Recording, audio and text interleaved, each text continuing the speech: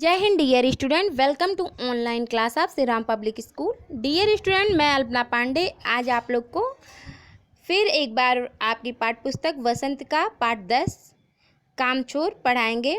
बच्चों, इस पाठ को पढ़ाने से पहले मैं आपको बता दूं, इस पाठ के जो लेख क्या हैं, इसमें चुगताई उनका जीवन परिचय मैं आपको अपने पहले के वीडियो में पढ़ा चुकी हूँ तथा इस पाठ के कुछ पेजों का व्याख्या भी आपको पहले के वीडियो में पढ़ा चुकी हूँ।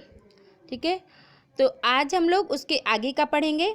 लेकिन इसको शुरू करने से पहले इस पाठ को मैं आपको बता दूं कि जो है इस पाठ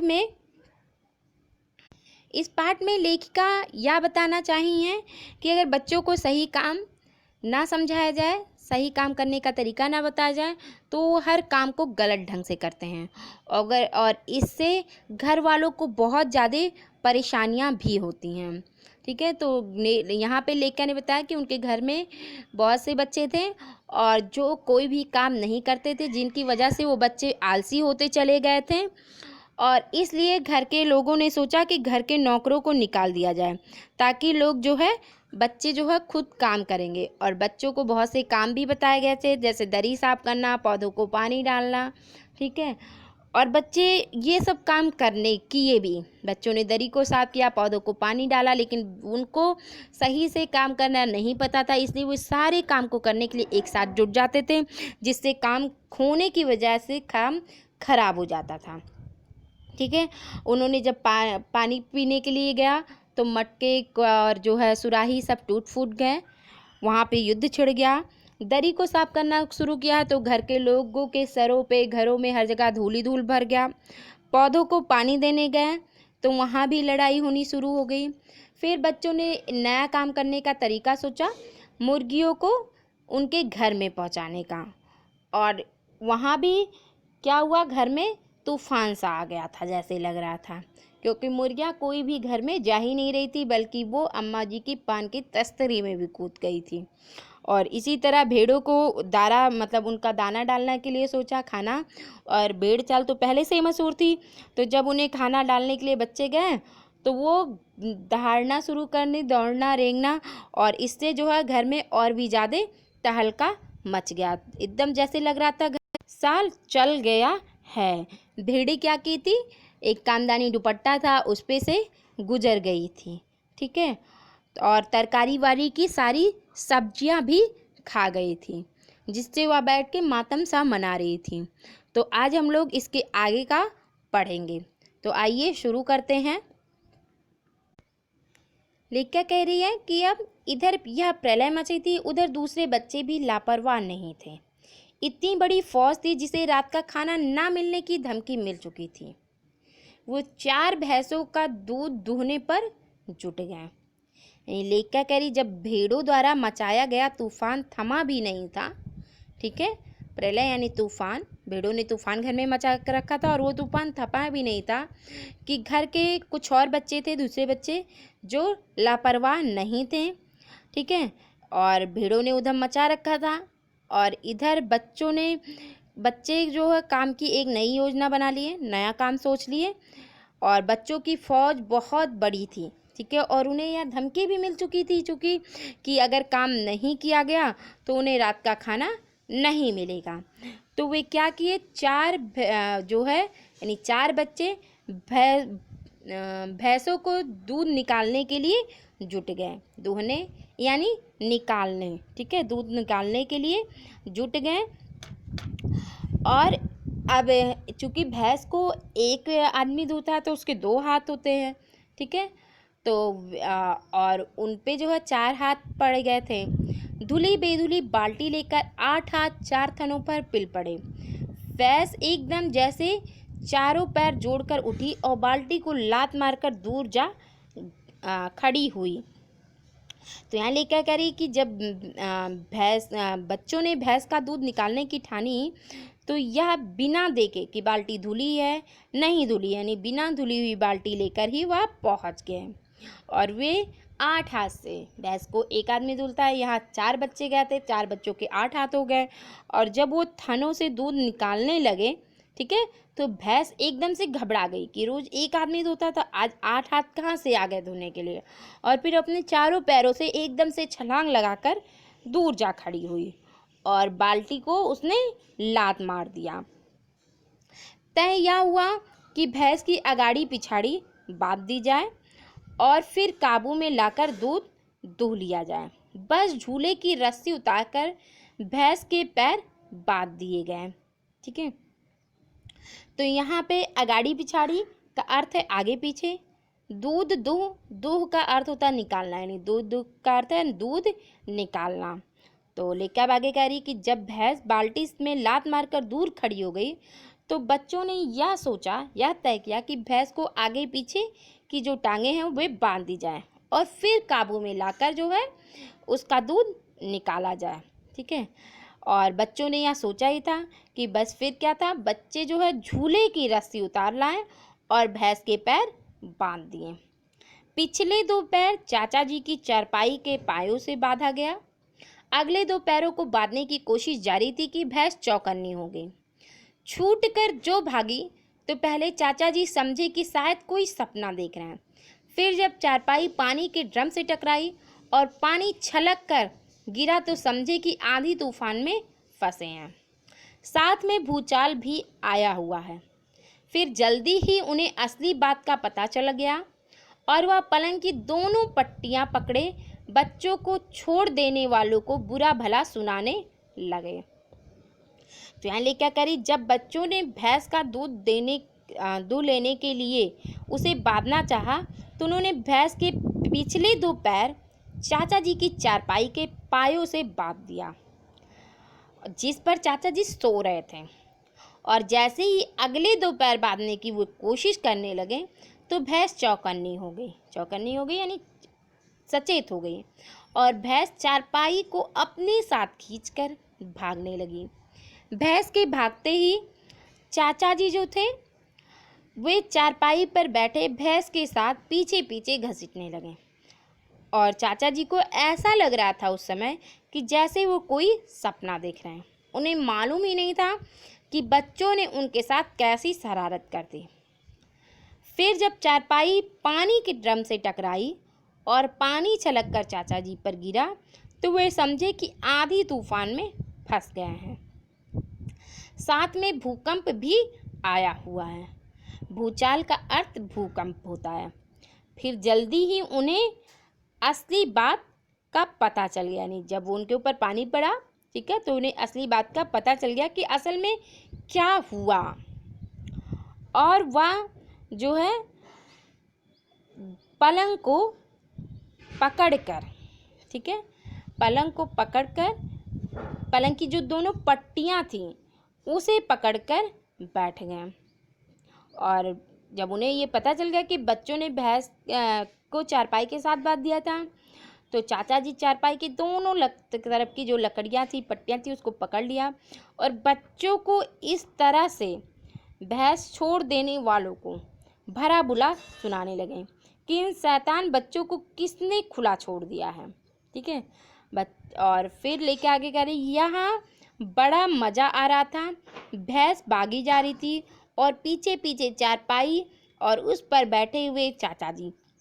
यानी लेकर कह रही हैं कि यह जो दृश्य था यह देखकर बहुत मज़ा आ रहा था, बहुत हंसी आ रही थी। कौन सा दृश्य देखकर मज़ा आ रहा था कि भैंस भागी जा रही थी और पीछे पीछे चारपाई और उस पर बैठे हुए चाचा जी थे। यह देखकर लेखक को बहुत ही मज़ा आ रहा था। फिर ओहो, एक भूल ही हो गई, यानी बछड़ा तो खोला ही नहीं, इसलिए तत्काल बछड़ा भी खोल दिया गया। ठीक है। तो लेखक कह रही हैं एक भूल हो, जब भैंस भागी जा रही थी तो और चाचा जी उस चारपाई पर बैठे हुए उसके साथ घसते हुए चले जा रहे थे, तब बच्चों को ध्यान आया कि भैंस का जो बछड़ा था उसे तो खोला ही नहीं गया था, उसे भी खोल दिया जाना चाहिए था। बछड़ा यानी भैंस का बच्चा। बच्चों, भैंस के बच्चे को जो है पड़िया या पड़वा कहते हैं, लेकिन यहाँ पे बछड़ा दिया हुआ है। ठीक है। और उससे भैंस रुक जाएगी और अपने तो यहाँ पे जो है फिर क्या जो है भैंस 3 निशाने बच्चों ने यहाँ सोचा ही था, ठीक है। और इतना सोचकर बच्चों ने तुरंत जो है बछड़े को खोल भी दिया था, ठीक है। 3 निशाने पर बैठा और बछड़े की ममता में व्याकुल होकर भैंस ने अपने खुरों पर ब्रेक लगा दिया। बछड़ा जो है तत्काल जुट गया, दूहने वाले गिलास कटोरे लेकर लपके, क्योंकि बाल्टी तो छपाक से गोबर में जा गिरी थी। बछड़ा फिर बागी हो गया, ठीक है। यहाँ पे व्याकुल, व्याकुल का अर्थ है बेचैन, ठीक। तो जैसे ही जो है बछड़े को खोल दिया गया, वैसे भैंस रुक जाएगी। और बच्चों ने ऐसा सोचा था और बछड़े को खोल दिया, और ऐसा हुआ भी कि जैसे ही बछड़े को खोला गया, भैंस रुक गई।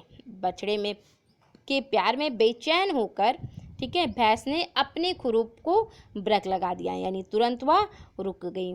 और अगर वो ऐसा नहीं करती तो उसका बछड़ा भी घायल हो सकता था, इसलिए भी वह रुक गई और अपने बछड़े को देखकर अपने पाँव पर तुरंत रोक लगा लिया।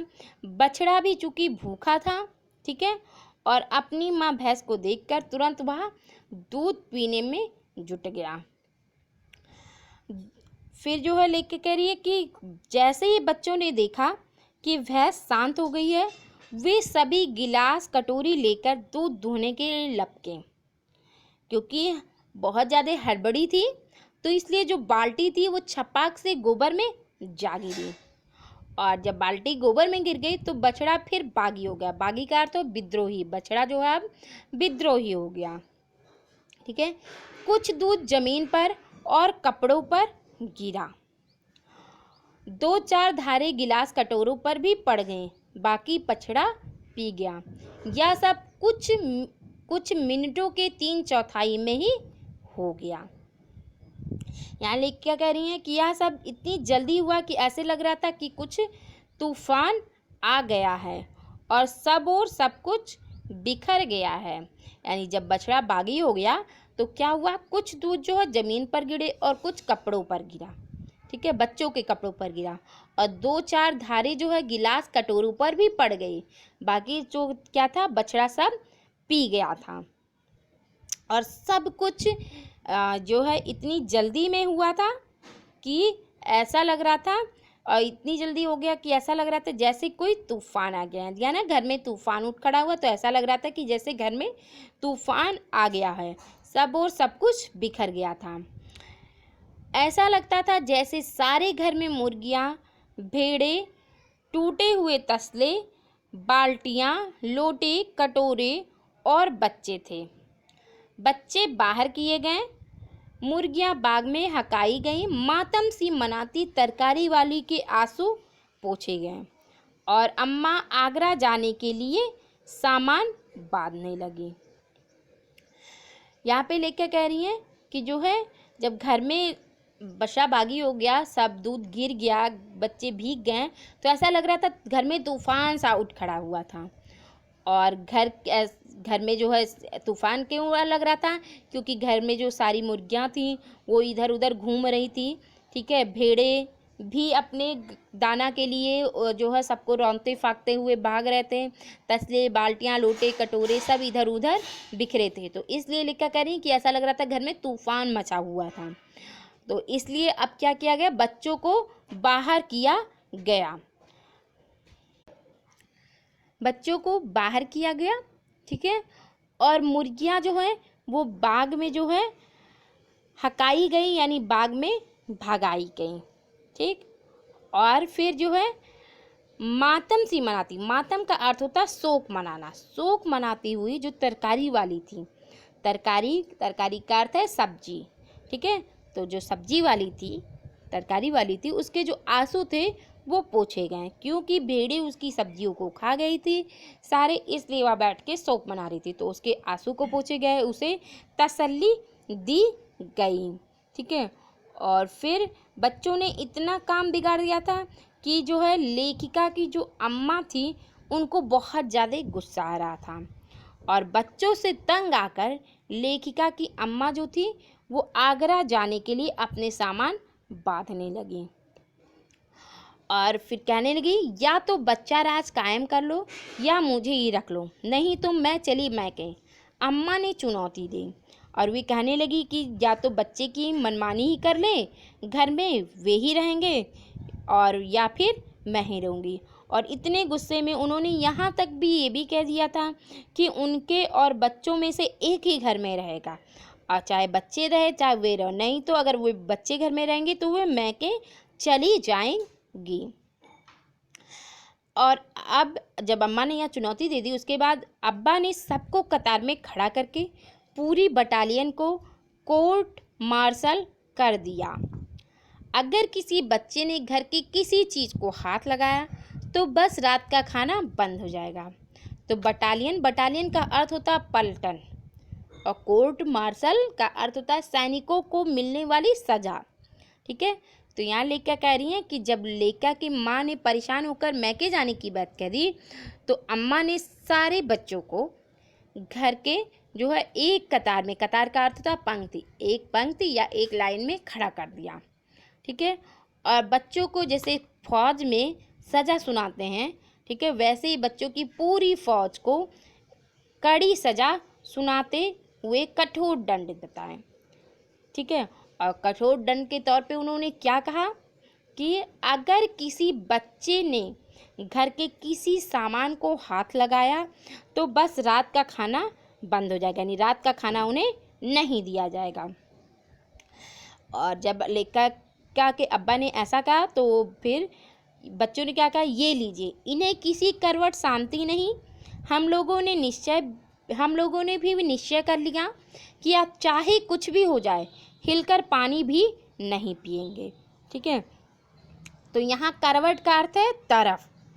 जब लेखिका कहती है कि जब बच्चों ने के लेखक जो अब्बा थे उन्होंने की बात सुनी बच्चों ने अब्बा की कि अगर किसी बच्चे ने घर के किसी चीज़ को हाथ लगाया तो रात का खाना उन्हें नहीं मिलेगा, तो बच्चों ने सोचा, ठीक है, कि काम करो तो भी मुश्किल, यानी काम करो तो भी कठिनाई, ना करो तब भी कठिनाई, तब भी मुश्किल। ठीक है, तो इसलिए बच्चों ने सोचा कि चाहे कुछ भी कर लो, बड़ों को किसी तरीके से किसी तरफ से शांति नहीं मिलती। अगर वो काम करे तब भी शांति नहीं है, ना करे तब भी शांति नहीं है। ठीक है, तो यह सोचकर बच्चों ने निश्चय कर लिया कि अब चाहे जो हो जाए, चाहे कुछ भी हो जाए, वे हिलकर पानी भी नहीं पिएंगे। और फिर हुआ क्या, बात वहीं पे आके रुक गई जहाँ से शुरू हुई थी, यानी बच्चों के काम ना करने से बात शुरू हो गई थी और फिर बच्चों के काम ना करने पर ही आके बात रुक गई। तो बच्चों आज हमारा पाठ यहीं पूरा हुआ। ठीक है, और thank you and have a nice day.